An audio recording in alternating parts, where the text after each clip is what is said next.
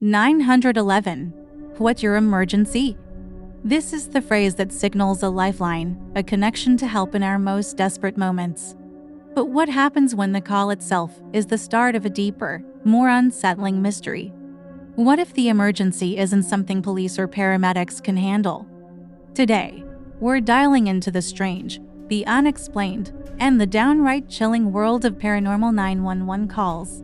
These are the stories that operators and first responders couldn't explain, the ones that still echo in the silence long after the phone line has gone dead. Let's start with a classic case that has haunted paranormal investigators for years. Imagine a 911 operator picking up a call. There's no voice, just the faint, repetitive sound of a music box playing a nursery rhyme. The operator tries to get a response, asking for the caller's location and the nature of the emergency, but the only answer is the eerie, tinny melody. Police are dispatched to the location traced from the call. A derelict house that's been abandoned for decades. They find no one inside. The house is empty, covered in dust, with no electricity. And yet, when they report back, the operator confirms the music box is still playing on the open line. They search the house again, top to bottom. There's no music box, no phone, nothing to explain the call. It remains an open file, a phantom call from an empty house. Now, let's travel to a quiet suburban neighborhood where one family's American dream turned into a living nightmare. A frantic man calls 911, his voice trembling with panic. He's whispering, terrified of being overheard. He tells the operator there's an intruder in his house, but this is no ordinary burglar. He describes a figure, tall and impossibly thin, with limbs that bend at unnatural angles. It's moving through his house, not walking, but contorting and crawling along the walls and ceiling. He says it has no face, just a smooth, pale surface where features should be. The operator, trying to keep him calm, assures him that police are on their way, but the man suddenly gasps, "Oh no, it sees me," followed by a sound of shattering glass and then complete silence. Police arrived in minutes to find the house in disarray. With furniture overturned, the man was found huddled in a closet, physically unharmed but in a state of profound shock, unable to speak. The windows were all intact, and there were no signs of forced entry. To this day, he maintains that what he saw was not human. Our next story comes from a seasoned sheriff's deputy in a rural county. He was responding to a 911 call from a woman who claimed her husband had been replaced. She was hysterical, insisting that the man in her house looked and sounded exactly like her husband, but it wasn't him. She said his eyes were wrong and that he was a husk. The dispatcher chalked it up to a mental health crisis, but the deputy had to check it out.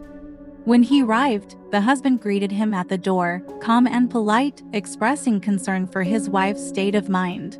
The deputy spoke to the wife, who was hiding in the bedroom, still insisting that the man was an imposter, a doppelganger.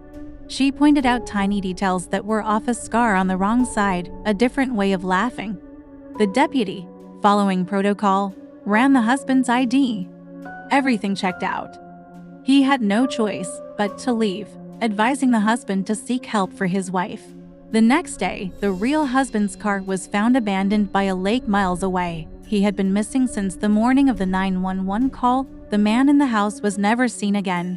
The case went cold, leaving behind the chilling question: who, or what, had answered the door? Have you ever heard something you can't explain? Let's take a look at the infamous phantom social worker calls. This phenomenon has been reported in multiple states. It starts with a 911 call from a concerned parent. They report that a person claiming to be from Child Protective Services showed up at their door, demanding to inspect their children. The parent, rightfully suspicious, asks for credentials, which the person can't provide. The social worker is often described as having unusually dark or completely black eyes and an unnerving, emotionless demeanor. When the parent refuses entry and calls 911, the person vanishes without a trace. Police arrive to find no one. The local CPS office confirms they sent no one to that address. What's truly terrifying is the consistency of the descriptions across completely unrelated cases. Who are these people? And what do they want? It's a mystery that leaves both parents and law enforcement with a deep sense of unease. Finally, we delve into a call that blurs the line between a cry for help and a warning from beyond. A 911 dispatcher in a small town received a call that was almost entirely static. But through the crackle and hiss, a faint voice could be heard, repeating a single phrase over and over. "They're not dead." The dispatcher tried to boost the signal, asking for a location, but the voice just kept repeating the cryptic message. The call was traced to a local cemetery, specifically to a plot belonging to a family who had perished in a house fire years earlier. A patrol car was sent to investigate. The officer found nothing out of the ordinary at the gravesite, no signs of disturbance, no one around, but as he was about to leave, his radio crackled with the same static as the 911 call. And for a fleeting moment, he heard a faint whisper say, "They're not dead." The officer left the cemetery that night with more questions than answers. Some interpret it as a message of peace, that the family's spirits live on. Others see it as a much more sinister warning. These calls are more than just spooky stories. They are documented events that have baffled the very people we rely on in emergencies. They remind us that there are some things that can't be explained by logic or science, some corners of our world that remain shrouded in mystery. What do you think? Are these elaborate hoaxes, products of hysteria, or glimpses into a reality beyond our understanding?